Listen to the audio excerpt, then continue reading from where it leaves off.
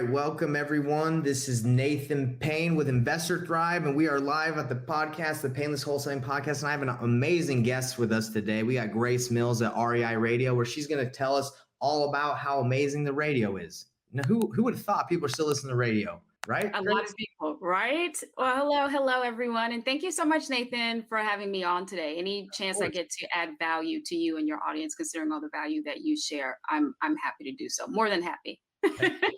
Yeah, so let's get started. I have a lot of questions about the radio as an lead gen service. A lot of questions about how you got your start. So let's just dive right into it. Tell the audience really quick, like in 30 seconds, like a little bit about yourself, and then we can dive into how you got started into real estate and all that. Sure, absolutely. I've always been in love with lead gen and marketing. I studied that actually in college before I quit. It just got too expensive. I like making money. I do not like collecting debt. Yeah. Wow. Where did you go to school, by the way? I went to school it's a very small school in Bridgeport, Connecticut. Really cold blizzards. It was terrible. We went to class and heavy blizzards on top of just collecting a ton of debt. So I've always loved marketing and lead gen. I ended up working as like an assistant for like a virtual real estate, kind of network. Mm-hmm. Found a client that I really, really clicked with and went to work with him directly. Mm-hmm. That being Chris Arnold. And at the time, there was no one controlling the marketing, not a single person. It was very like, just throw some stuff on the wall, see if it sticks. Right. So I jumped in and we started looking at, well, okay, how do we get motivated sellers in here? So that's genuinely how I got my start about 9 or 10 years ago almost. Wow. I started doing the marketing for an actual real estate investment company. And that is how we discovered radio. And I have tinkered and played with every little element of it since then. So Chris Arnold, that sounds familiar. Is that a bigger investor out there? It sounds familiar. Yeah, in DFW, 100%. He ended up branching, he had a brokerage at the time as well. So there was the retail side and there was the investment side as well. And then Chris actually ended up just launching like his own mastermind. Mm-hmm. What's his mastermind called? Multipliers was the mastermind he had launched. Mm-hmm. Okay. Yeah, I'll have to look that up. Anyway, so are you still with Chris or? No, now I run REI Radio 100%. It is my full attention to genuinely at this point help everyone else realize that there's a marketing channel that everyone knows about, but no one is using. It is underutilized on the real estate investment side 100%. What would you say the return on investment is on radio? Like what's the return? Yeah. That is a great question. And I get that a lot. A lot of people are really, really concerned about that. I would tell you that one, it starts with a mindset shift. Radio is quality, not quantity. And sometimes people are trying to take their numbers and your KPIs and what you're used to maybe from direct mail and cold calling and going, hey, okay, well, I should be looking for this on radio as well. Radio filters itself out. Literally, there's no need for a tire kicker to call you, right? Like on direct mail, you get those people who are like, hey, I got your card in the mail. Can you give me a ballpark? And they're not really being serious. Radio to listeners sounds like it's so difficult to get on that they take you more seriously. And so their brain isn't thinking, well, hey, let me just kind of call and tire kick this around or kind of waste their time. When they call you, they're really sure about it because radio gives you so much more credibility than some of these. Yeah. Mm-hmm, absolutely. That they filter themselves out in terms of motivation. In terms of numbers, though, at an absolute minimum, it is a $3 to $4 return. I've had students that blow that completely out of the water, like 10x their business, right. On a radio deal. But if you're tracking radio, it is at least 3 to 4. If it falls beneath that, there's a big problem. And it's probably a bad station. Have you found that specific markets do better with radio? Like, for example, like a really smaller market, like 40,000, 50,000 people, they really crush it because those people maybe don't have that many options, or versus like San Antonio or Salt Lake City, Utah?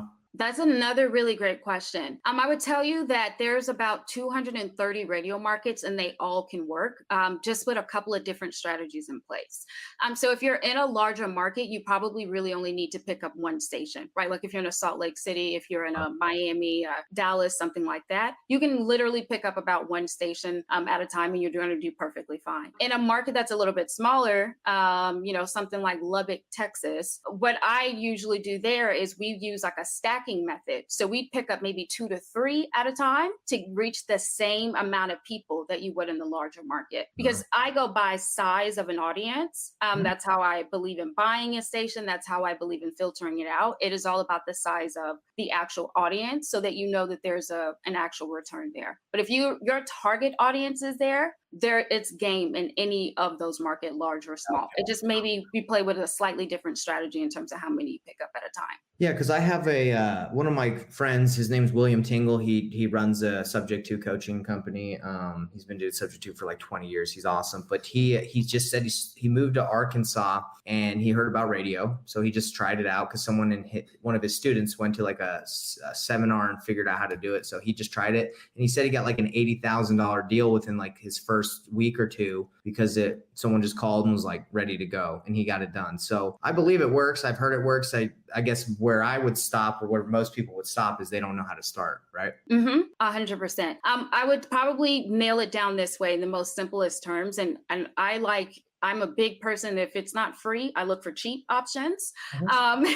So the best free way to really, truly just get started is by looking at your market. So I'll just use Google, for example, right? You can go to Google and type in radio stations in your market. Let's say it's Salt Lake City. So I go radio stations, Salt Lake City. Google will drop down an entire list of all the stations that's available, roughly, at least so you can get a couple of contacts. I would tell people pick about maybe 2, and I mean like 2 different stations. So you could see, and I'm making this up, but it could be like WXYZ owned by iHeart. Like, right, I would take that contact number down and then I'd find someone that's non-iHeart. Maybe you have a mom and pop, or there could be like a Beasley Media Group or Intercom or CBS Radio, like in terms of ownership. And I would literally just take down their phone numbers and give them a quick call. Why I say a quick call is you are calling a seasoned radio rep. They are really, really good at talking. And sometimes talking you into something that was not going to serve you whatsoever. So in a quick call, I would keep it under 15 minutes and I would roughly say, hey, I'm looking to pick up maybe 2 to 3 stations.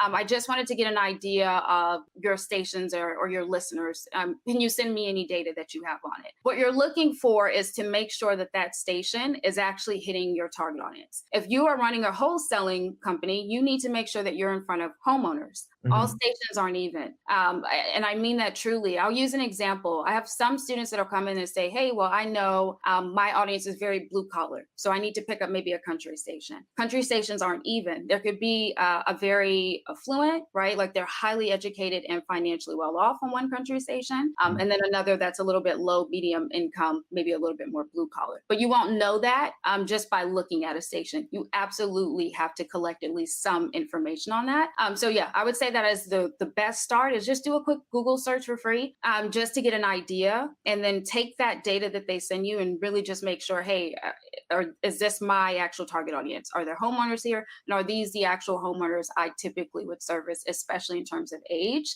And then go from there. That is the best way to start. That's really cool. How would the radio station know who's listening to it if they just flip on the radio? And how do they know the demographic and like blue collar or not? How does that work? Yeah, every station tracks its own audience because everyone wants to be able to promote it.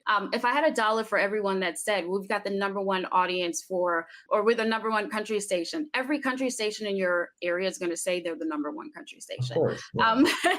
Of course they're not, but yes, they all track it to some degree. And there's even some third-party companies that'll come in and literally just track the entire area and all the stations. And some stations will pay to access that information. So if you request some data from them, they're going to send you a mixture of maybe what the third party pulled and then also their particular stats as well, just what they've been tracking in-house in terms of their audience. Yeah, it's interesting. I wonder how they track. If I turn on the radio right now and listen to country, like, am I a listener, even though I never listen to the radio? Like, I don't know how they would do that, but There's a ton of software, honestly, which is its own conversation. But in markets there, and you probably have seen it while you're sitting in traffic, there's like a giant truck with like a weird thing hanging off the side of it.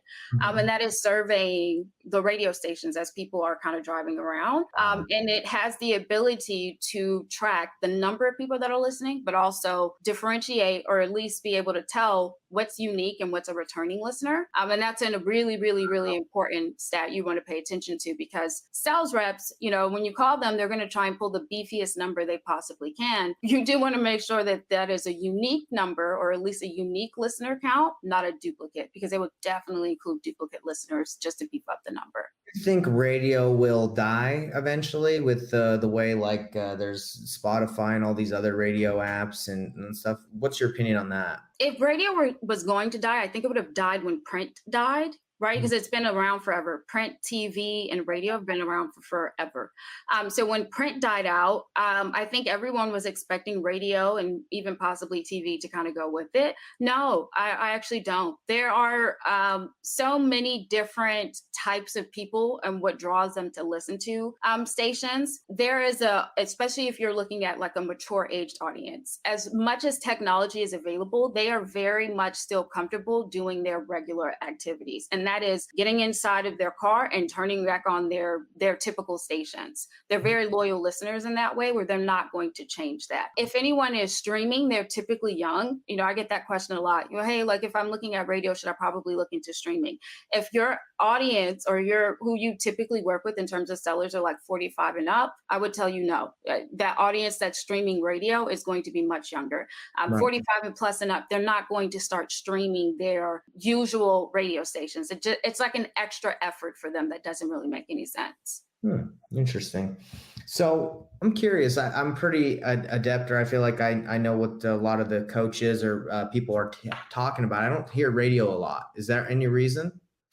It's underutilized, in terms of real estate investors, 100%.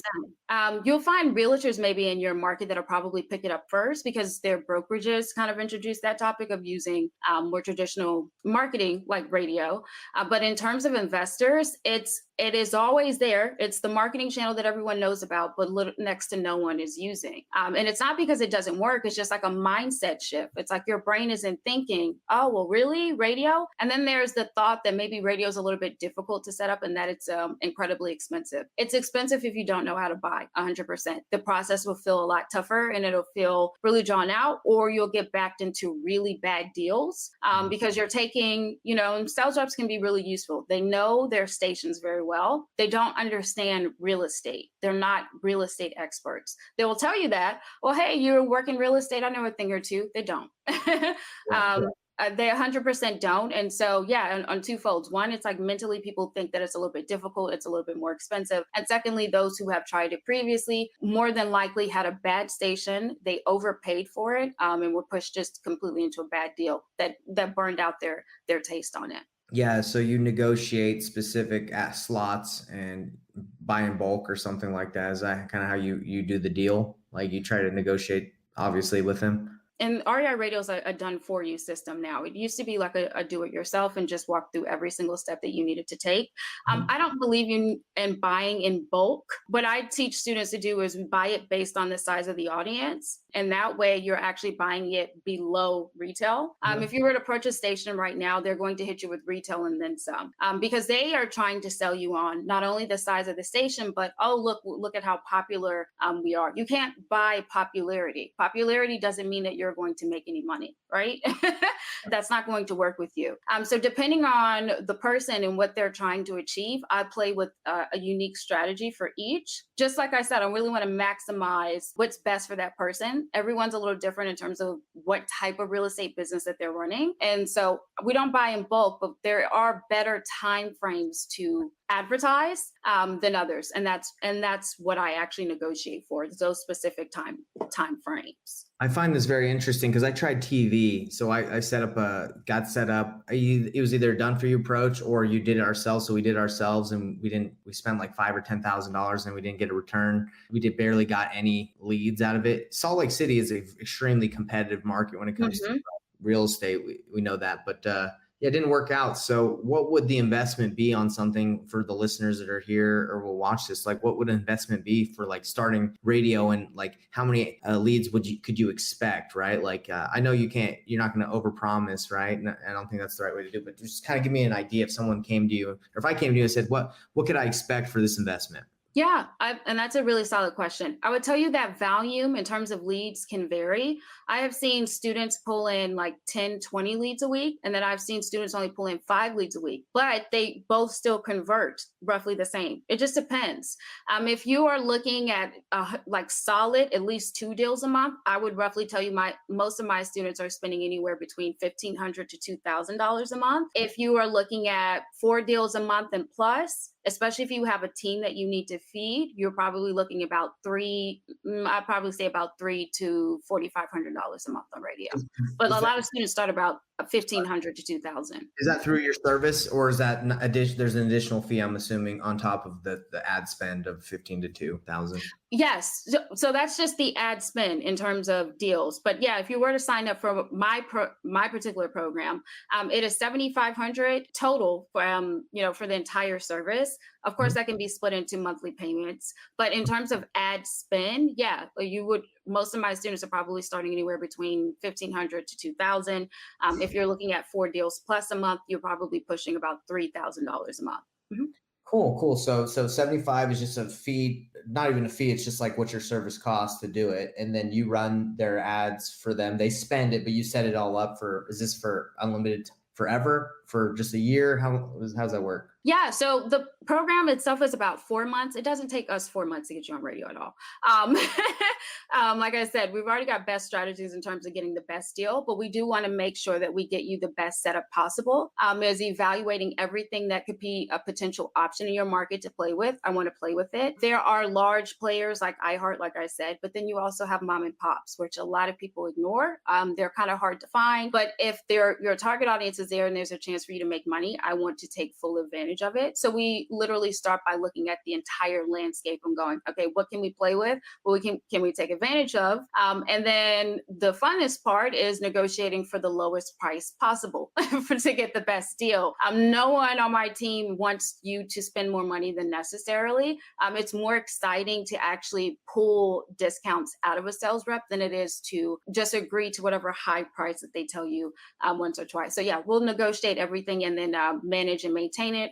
Help you with your actual scripts, because your ad message, once you get on a station, is just as important as picking the right station, is getting the messaging correct. Because you can get on the right station, but if your message is off, it won't convert well at all. If you're saying it the wrong way to this group of people. Do you usually have the person that's paying for the ads or your service do the voice, or do you have like a voice person, a coach, or someone? Yeah, do you have someone that does it? Yeah, that is another really great question. I get that a lot as well. Some people are kind of nervous about that. And they're like, well, hey, I'm not super well spoken. I have an accent. I have a lisp, maybe. I don't think that my voice belongs on radio. And that's where you're actually wrong. 9 times out of 10, I will tell you, you want to put your own voice on there, especially post-COVID. People need to hear from who they believe is the business owner, or at least a decision maker. It builds a lot more credibility. On top of building that credibility, your voice will also allow you to be almost like a local celebrity. I have people all the time going, hey, I was out in public and this person kept staring at me and going, well, where did I hear your voice from? I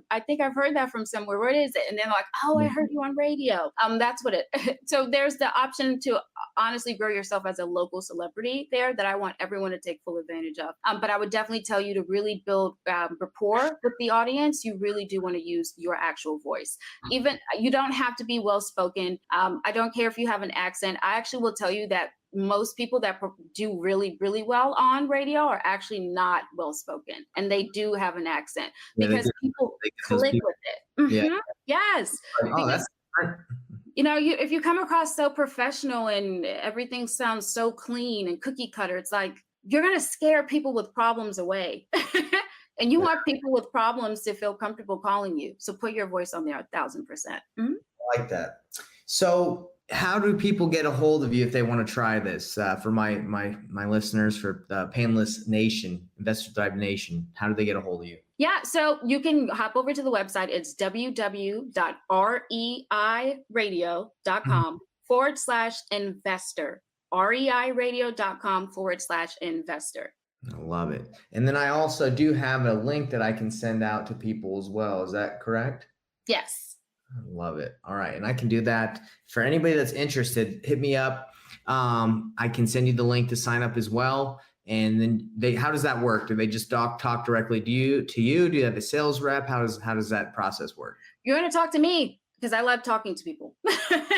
I'm super honest. If there's anything in that sounds like this may not be up your alley and there might be something a little bit better for you, I'm going to tell you that. Otherwise, if I'm like, hey, this is a great opportunity, I really think you should take advantage of this, I'm going to be honest and tell you that either way. I do not believe in encouraging people to spend money if I don't see you potentially making a return. So you 100%, once you go to that link, you're just going to sign up, and then we'll book a call that's a little bit convenient for you on a calendar. And then we'll talk about what that looks like and how we can get you set up and rolling. So from the numbers that you told me, 15 to 200 on average for 1 to 2 deals a month. Is that correct? Is that what you said? 1,500 to 2,000. Okay. Is more or less 1 to 2 solid deals a month. Now, again, like I said, I've had students that are probably like 1 to 3, it just depends on the market. But if I'm playing it safe, those are the safest numbers.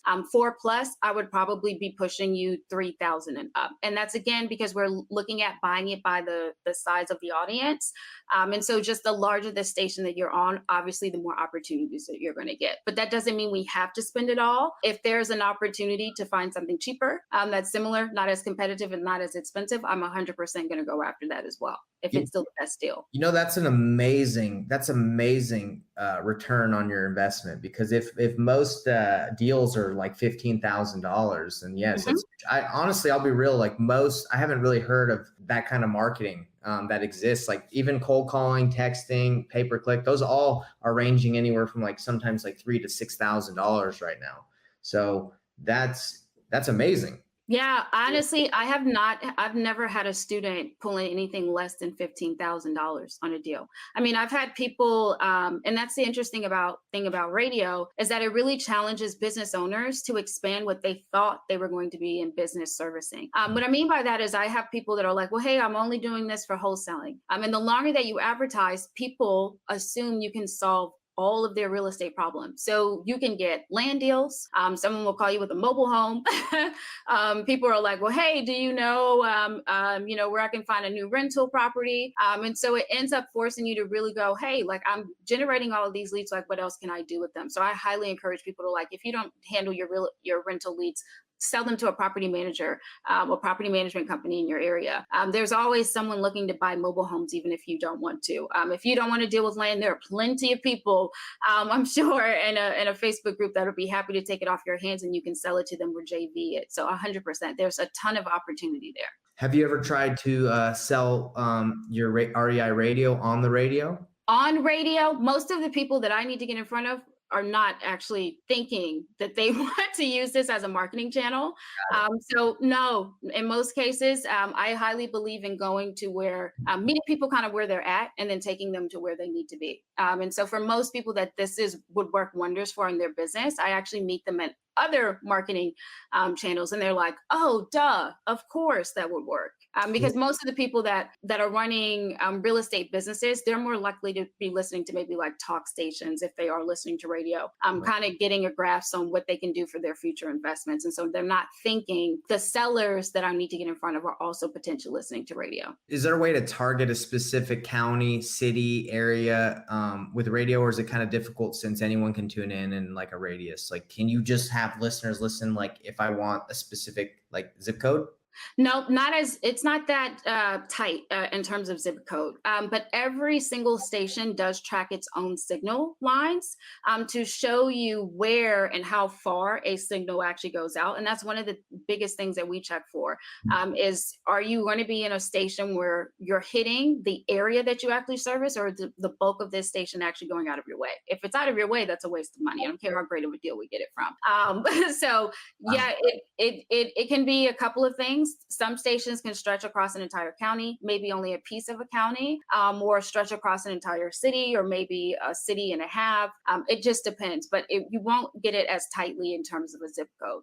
Got it. Because a lot of the strategy I teach is like to target areas, like specific areas for buyers that you have. So it's easy to just target, but it sounds like you could do that in the sense of like what you're saying with the radiuses of the station. So this is honestly something I'd be interested in trying. We should talk further, but Okay. This is interesting. This is the cool thing about podcasts, and for everyone listening, is I'm asking questions I'm generally interested in learning about, which service everyone here that listens, because these are probably questions they'd have. So podcasts are awesome for connecting, learning, and I'm glad I could have you on here because I was really interested in learning about this. Do you have anything else you'd like to leave the listeners with before we wrap up today's episode? Yeah, it's a phrase that I've been throwing around lately, and especially dealing with radio. If I can just leave this lastly, you can't hire the fox to guard your hen house. And what I mean by that is sales reps, like I mentioned earlier, are really great talkers, but they are very limited in what they're going to understand in terms of real estate. So you have to be very careful to take what they tell you and kind of in a grain of salt. You can't hire a fox to protect the hen house. Your money they're not like looking at you spending money and going, oh, wow, like you worked really hard for that. Let me make sure I get the best deal. Some of them will take that into consideration, but they're still protecting their bottom line. It's a sales rep. They're their sales representative for that particular reason. So you have to be very careful. One of their favorite phrases is, this is the best deal that we have, or this is the lowest price that we have available. It's never the lowest and it's never the best. There's always something better. So I'll leave that you guys with there. Just keep that in mind. You can't ever hire a fox to protect your hen house. You have to be very careful there. I love it. He's trying to get paid. All right, everybody, thanks for tuning in, and we will see you on the next one later. Thank you again for having me. Of course.